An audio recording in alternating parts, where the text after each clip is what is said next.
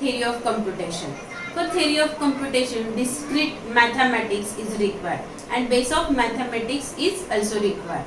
Okay, so here these are the some basic concept which we are going to see in total theory of computation subject. So first basic concept is a symbol which is a base of the theory of computation. So any symbol we can represent in this way. So A, then at the rate, dollar, capital A, all these are nothing but the symbols. Okay, plus all these are symbol which is a single entity we can say.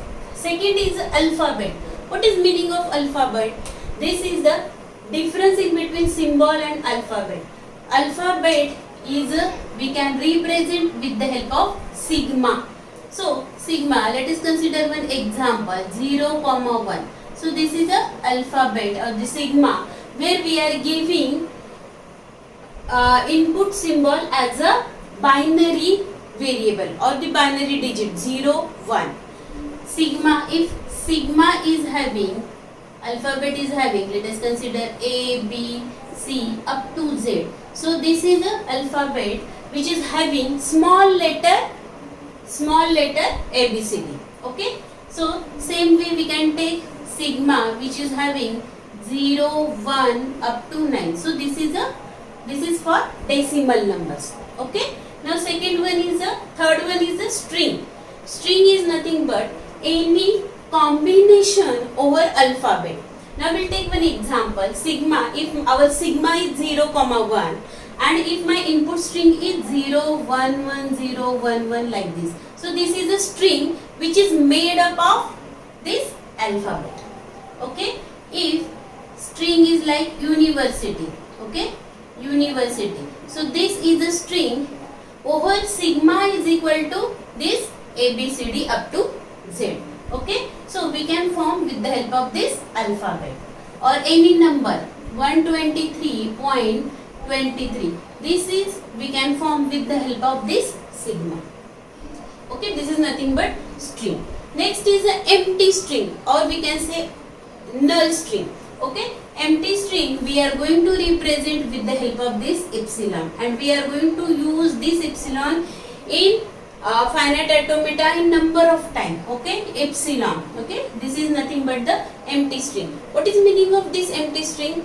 Means without any input we are reaching somewhere, that is nothing but the empty string. So without any input, this is a null string, no input at all. We are representing with the help of epsilon. Okay, now next is a means we can say for this sigma is 0. Sigma is 0. That means let us consider this sigma which is having 0, 1. These two digits are there. So sigma 0 means it is a epsilon. Means this we are not going to take 0 as well as 1. So nothing. So that is a sigma tends to raise to 0 is nothing but epsilon. Now next is a length of string. How we can calculate a length of string? So this is our string. So what will be the length of this one? So this string we are going to represent with the help of this W. Okay. So same example we are going to take university. Okay. University. This is an example. This is a string we are representing with the help of W. Now what is the length? So length we are going to take in this way. Mod of W. So length is 1, 2, 3, 4, 5, 6, 7, 8, 9, 10. Okay, length of this university is 10. What about this? Length of this one is 6. Okay, so we are going to represent with the help of this mod of W. Now next is a power of alphabet. What is meaning of this power of alphabet? Now sigma, let us consider this sigma. Sigma raised to 1 means what? We can form a 0, 1. This string means whose length is 1.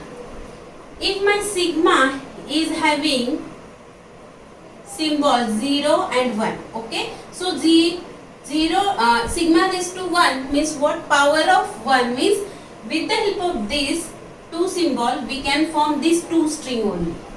Sigma raised to 2 means what? Means with the help of this two symbol how many strings are possible? 0 0, which is having length 2. Okay, this 2 represent length 2. 0 0 0 1 1 0 1 1. So how many combinations are possible? 4.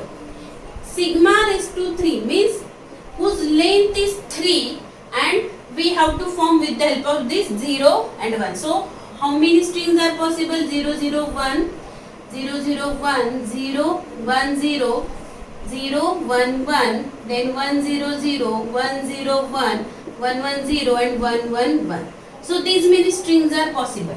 That means what? If your sigma is having 2 symbols, then for sigma raised to 1, how many strings possible? 2 possible. For this 4 possible, and here total 8 possible. Means 2 raised to n possible. Okay, so this n is nothing but length of that one, and how many characters are there or the symbols are there? Right now only 2 are there, so 2.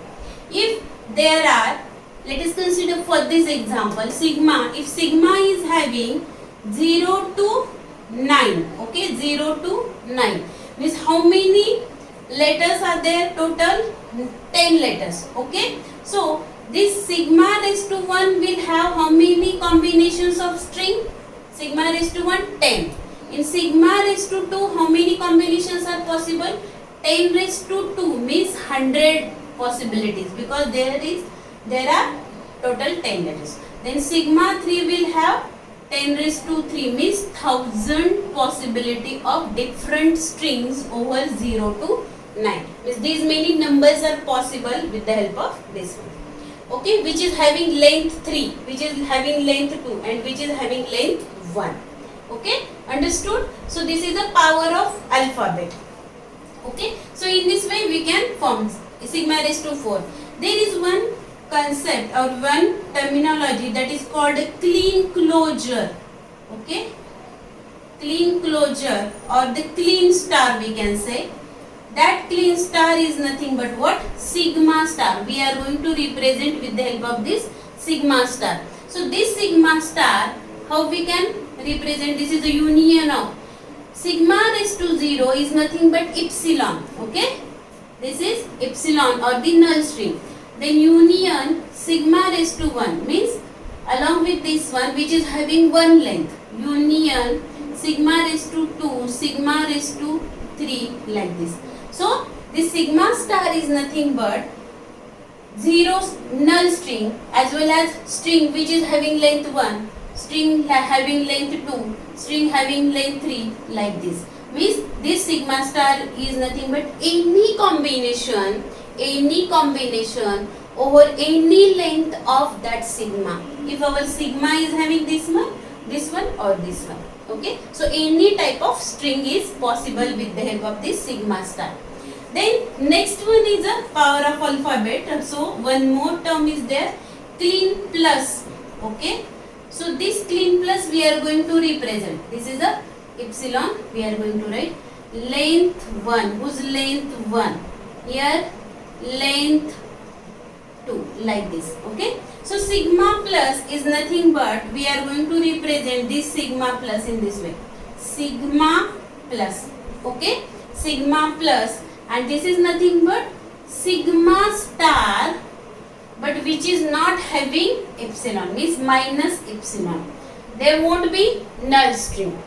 Means from where we can take this sigma raised to 1, means we can represent this sigma raised to 1 union sigma raised to 2 union sigma raised to 3 up to any length.